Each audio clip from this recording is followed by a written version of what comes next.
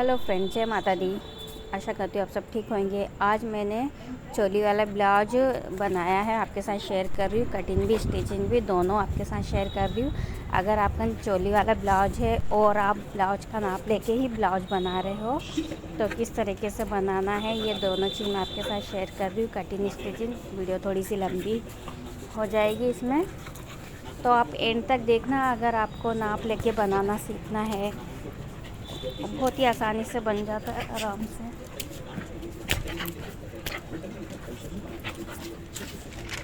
सबसे पहले हम इसी तरीके से नाप ले लेते हैं। जैसे कि नाप तो आपने देख ही लिया है। अब थोड़ा सा मैंने 1.5 इंच का पेपर फोल्ड कर दिया है। आगे आप देखना किस लिए किया है। शोल्डर का नाप ले लिया। लंबाई मुझे कितनी रखनी है, 13.5 इंच रखनी है लंबाई। हाइट के हिसाब से लंबाई रखते हैं, कम हाइट है उसके हिसाब से लंबाई है ये।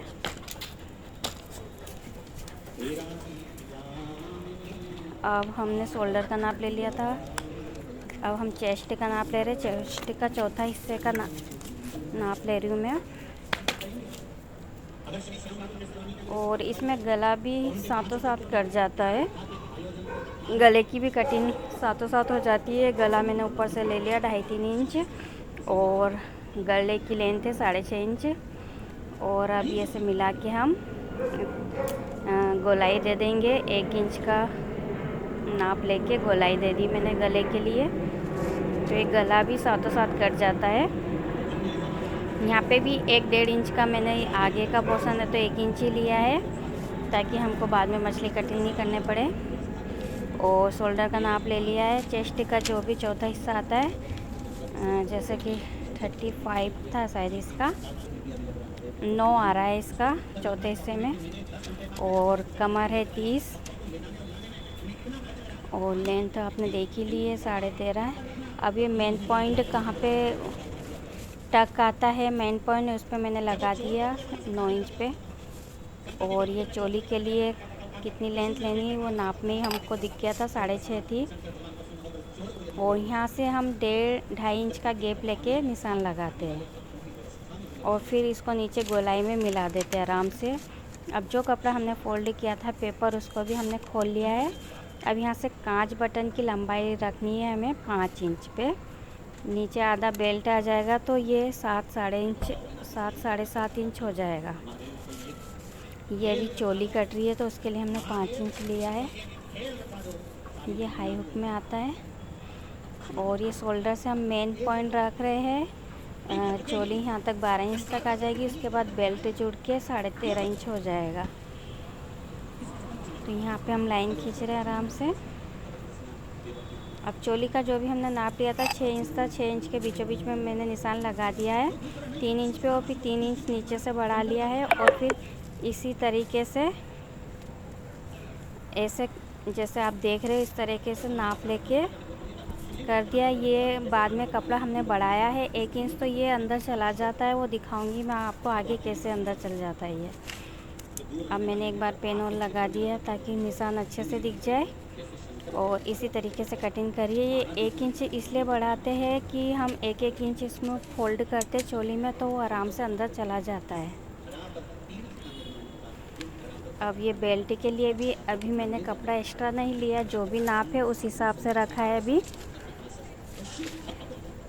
अब एक्स्ट्रा जो मार्जिन होता है उसके लिए मैं 1.5 इंच बढ़ा के रख रही हूँ। अब पहले नहीं रखा था, अब 1.5 इंच बढ़ा के रख रही हूँ बेल्ट में, ये मार्जिन के लिए। और इस तरीके से कटिंग हो जाएगी। ये वीडियो मैंने फास्ट नहीं की है ताकि आपको अच्छे से समझ में आ जाए। कटिंग खास कटिंग ही होती है, अच्छे से कटिंग हो जाती तो सिलना तो आसान है, फिर खाली इनको जोड़ने हैं तो आसानी से हो जाता है वो भी। अब ये गले की शेप देते हुए मैं कटिंग कर रही हूँ।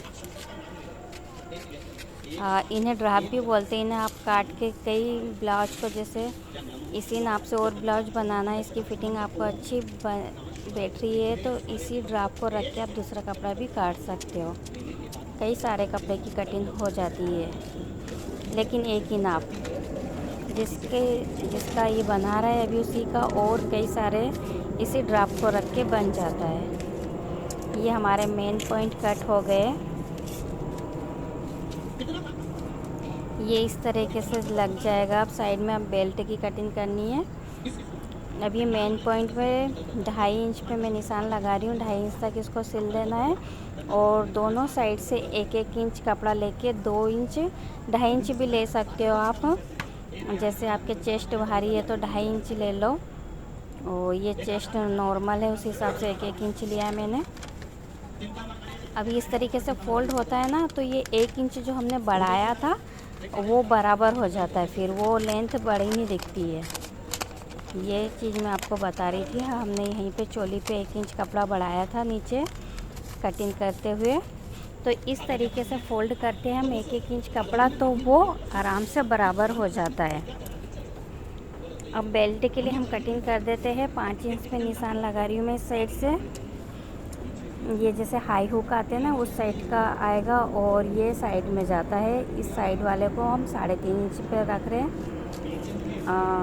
ये आप 2.5 इंच का भी रख सकते हो। मैंने इसीलिए इसको ज़्यादा रखा है कि कपड़ा मैं इसी को ही फ़ोल्ड कर दूँगी। जो तुरपाई के लिए अंदर फ़ोल्ड करते हैं ना, तो बेल्ट में से ही कर दूँगी मैं, इसलिए इसको थोड़ा ज़्यादा लंबा रखा है मैंने। अब ये बेल्ट की भी कटिंग हो गई इस तरीके से आसानी से। अगर आपके पास जैसे कपड़ा कम है तो परफेक्ट नाप लेके कटिंग कर सकते हैं अलग से, तो वो जोड़ते तुरपाई के लिए तो अलग से भी हो जाता। इस तरीके से ये जुड़ जाएगा कपड़ा कट के। सिलना बड़ा आसान है, बस कटिंग ही एक बार आपको अच्छे से समझ में आ जाए तो चोली वाला ब्लाउज भी बड़ा आसान है। अब ये मैंने अंदर इस तरीके से फोल्ड कर दिया। ये देखो बराबर हो गया ना। अब ये बीच में से लंबा नहीं दिख रहा है। इस तरीके से सिल जाता है। फिर ये अब कपड़े पे आ जाते हैं। हम कपड़े का पहले पीछे का हिस्सा हम कटिंग कर लेते हैं। अब ये आर्म होम ले लिया मैंने 6 इंच 6.5 इंच। अब ये 9 इंच पे निशान लगा रही हूँ मैं चेस्ट का चौथा हिस्सा निकाल के, और ये 1.5 इंच एक्स्ट्रा ले रही हूँ मैं मार्जिन के लिए। अब 1 इंच पे यहाँ पे 1.5 इंच पे निशान लगा के गोलाई दे देती हूँ मैं। ये पीछे का तैयार हो गया हमारा कटिंग के लिए। वीडियो आपको अच्छी लग रही है, समझ में आ रही है तो प्लीज़ लाइक करिए, शेयर कीजिए।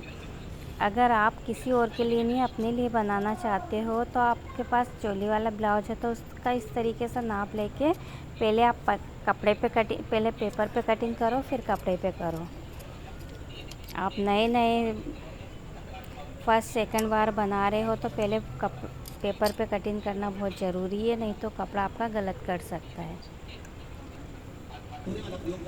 पीछे का हिस्सा हमारा कट के तैयार हो गया है। अब जो चोली के हमने पार्ट काटे थे उसको हम कपड़े पे डबल कपड़े पे रख लिए तो दोनों पार्ट कट जाएंगे मेरे।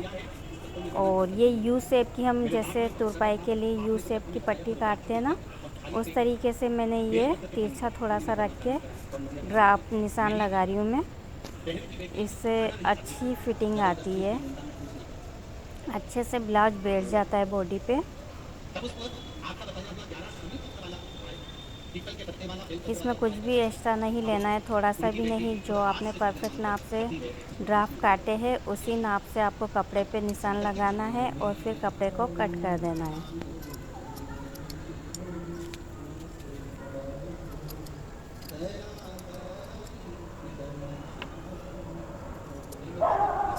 ये इसीलिए फास्ट नहीं किए वीडियो ज़्यादा कि अच्छे से आपको समझ में आ जाए।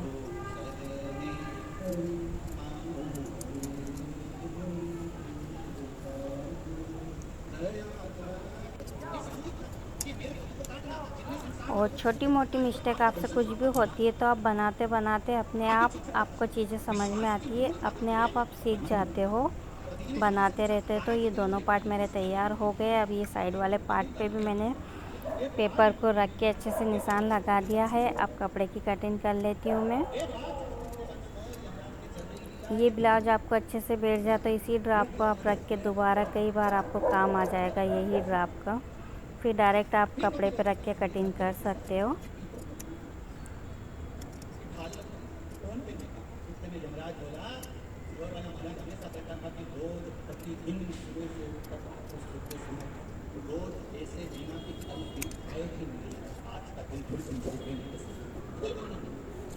अब ये पार्ट हमारा कट के तैयार हो गया है। अब हमें बेल्ट कटिंग करने हैं। फिर मैं आपको दोबारा दिखा रही हूँ, इस तरीके से लगेगा ये।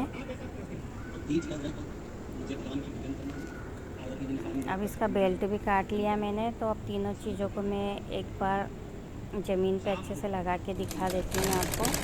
अब ये पीछे का पार्ट मैंने तैयार कर लिया। गला पूरा आपको परफेक्ट मैंने दिखाया नहीं, क्योंकि हर ब्लाउज में मैं दिखा देती हूँ किस तरीके से गला बनाती हूँ, उसी तरीके से बनाइए। इस सब पीछे चुन्नटें भी डाल दी मैंने।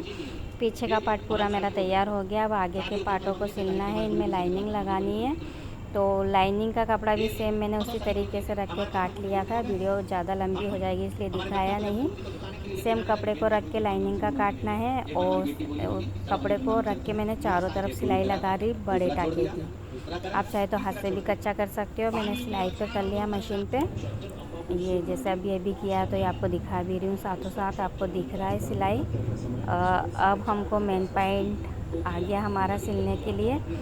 ये 1 इंच पे निशान लगा देती हूँ मैं, और ऊपर से 2.5 इंच पे, ऊपर से 2.5 इंच पे निशान लगा दिया है। और अब इसी तरीके से मैं इस पर मशीन लगा दूँगी। 2 मशीन लगा दूँगी, 2 सिलाई कर दूँगी, ताकि अच्छे से मजबूत हो जाए। अभी हमारी 2 सिलाई लग के भी तैयार हो गया, और ये इस तरीके से आता है।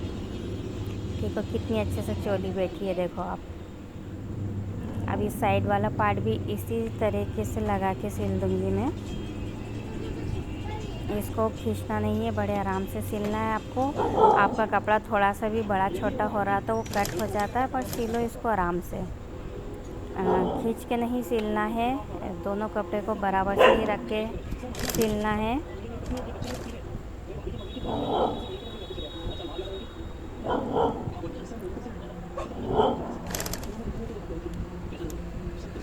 वीडियो थोड़ी सी लंबी हो चुकी, क्योंकि आपको अच्छे से समझ में आए तो इसलिए फ़ास्ट नहीं किया है।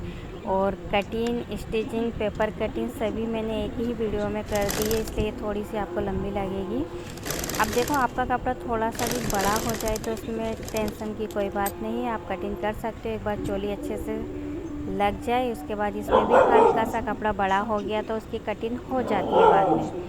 अब इसको हम बेल्ट को भी लगा देंगे। लाइनिंग लगा चुकी हूँ मैं बेल्ट पे। यहाँ पे थोड़ा सा कट मारूंगी। ये हाई हुक वाला हिस्सा है, हल्का सा वो आपको दिखता है ना गोलाई में शेप में। अब ये थोड़ा सा एक्स्ट्रा कपड़ा है तो इसकी कटिंग कर दिया मैंने, क्योंकि थोड़ा सा हो जाता है लंबा,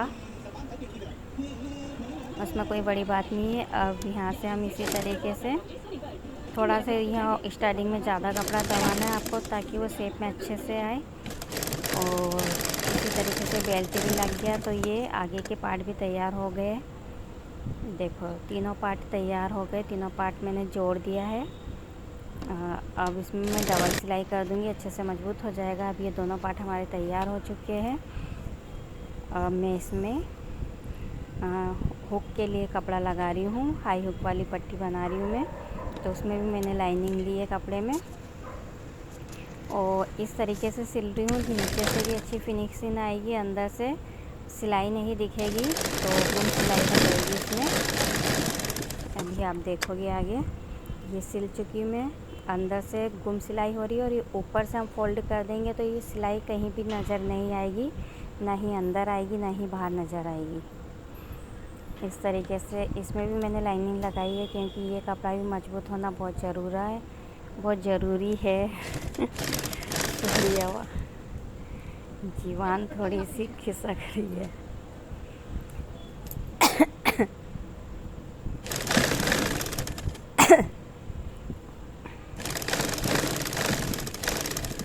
अब ये हाई वाली पट्टी तैयार हो चुकी है मेरी। देखो कितनी सफाई है, ये कितनी अच्छी तरीके से सिला है ये। अब इसमें एक सिलाई और लगा दूँगी, ताकि वो हाई हुक का बनाएंगे ना हम आगे, तो उसमें सही रहता है। देखो बैक साइड से भी कितना अच्छा लग रहा है, कोई सिलाई नज़र नहीं आती है।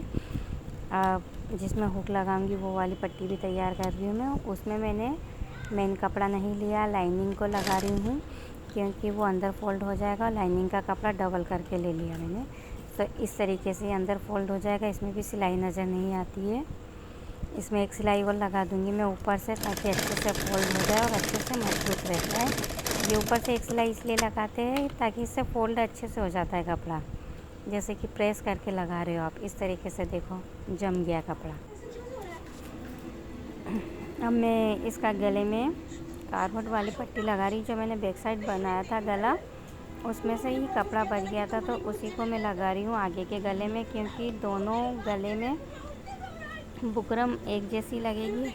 आप चाहे तो सिंपल कपड़ा भी लेके और एक पट्टी वाला गला बना सकते हो, लेकिन जो बैक साइड मैंने गला बनाया था उसमें कपड़ा बच गया है, उसी को मैं आगे भी अटैच कर दूँगी। और तो दोनों एक साइड एक जैसे गले दिखेंगे, और ये बुकरम से सफाई बहुत अच्छी आती, गला बहुत अच्छा बैठता है। आप चाहे तो सिंपल कपड़ा लेके भी तुरपाई कर सकते हो, पाइपिंग लगा सकते हो, पर बुकरम लगाने से गले की में सफाई बहुत अच्छी आती है, फिनिशिंग बहुत अच्छी आती है।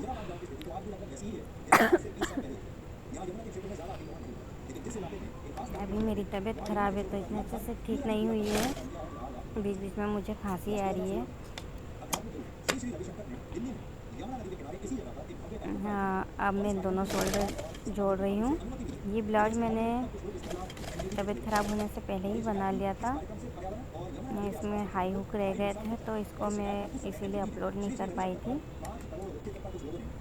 और इसमें हम वही आवाज़ में अब बोल रही हूँ।